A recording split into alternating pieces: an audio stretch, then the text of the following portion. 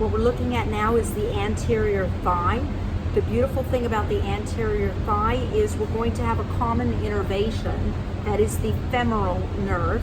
That makes it really easy in terms of learning your origin, insertion, action, innervation.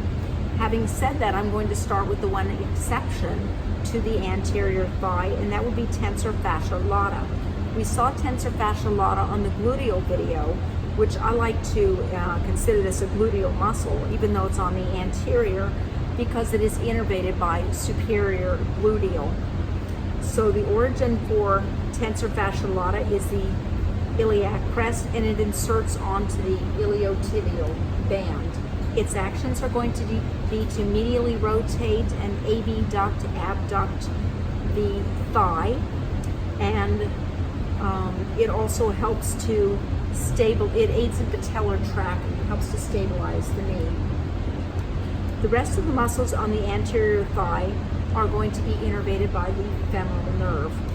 So before we get to the femoral nerve, I'd like to point out a structure here. Do you see this triangle structure? This is called the femoral triangle.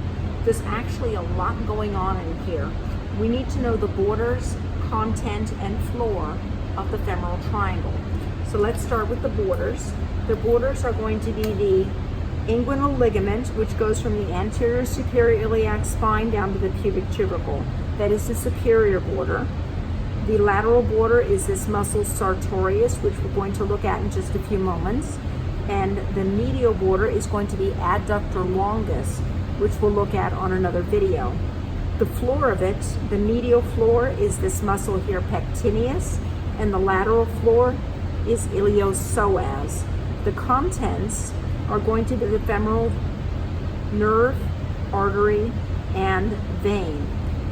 You have to be careful in terms of what we're talking about, because do you notice the little bifurcation right here? This region is called the femoral vein, but sure enough, when this bifurcates, it takes on a different name. This smaller branch that comes off is going to be the great saphenous vein, and we don't see that very well on this model. We just see a little nub of it, but you're going to see that very clearly on the body. So for our purposes, just this nub before bifurcation is the femoral vein. Okay, let's go back and look at some of the muscles here on the body. We're going to start with sartorius. This long S-shaped muscle is sartorius. Sartorius is Latin for tailor's muscle, because if you use your sartorius, you're sitting the way a tailor would sit. Tailor originates on the anterior superior iliac spine, and it goes from superior lateral to inferior medial. It inserts onto pes anserinus. This structure in the back, which we'll look at in more detail, is called pes anserinus. Okay? So because it crosses the hip joint, it has an action on the hip joint. It allows us to flex the hip. Because it comes over and crosses the knee joint in the back, it has an action on the knee, and that is to flex the knee. Because it goes from lateral across to medial, it also has a rotational action. Sartorius is going to help us to adduct and laterally rotate our thigh. So Sartorius has quite a few actions. We're going to remove sartorius and look at the muscle below. We have actually a small group of muscles, 1, 2, 3, 4 muscles. The 4 muscles are called our quadriceps muscles, specifically quadriceps femoris. This first one here is our rectus femoris. Rectus femoris goes straight over the femur, hence the name rectus femoris. The origin of rectus femoris is the anterior inferior iliac spine, and the insertion is onto the quadriceps tendon, which goes over the knee onto the patellar ligament and inserts onto the tibial tuberosity. So the best way to say the insertion would be tibial tuberosity via patellar ligament. Because this muscle crosses the hip joint, it has an action on the hip. It is going to flex the hip. Then we come down and it has an action on the knee because it crosses the knee, but we're on the anterior surface, so it is going to extend the knee. We also have 3 other muscles in the quadriceps group. A large one on the medial side, a large one on the lateral side, and a large one which is intermediate. The word for large in Latin is vast or vastus.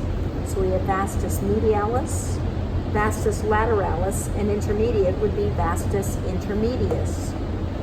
All 3 of these muscles, our vastus muscles, have the same insertion. They all insert onto the tibial tuberosity via the patellar ligament, and they all have the same action. They extend the knee. They cross the knee joint, so they have an action on the knee joint.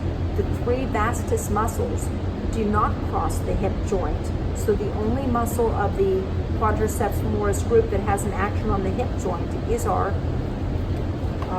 rectus femoris. Let's go back up and take a quick look at these muscles which are on the floor. This muscle on the floor of the femoral triangle is our iliopsoas.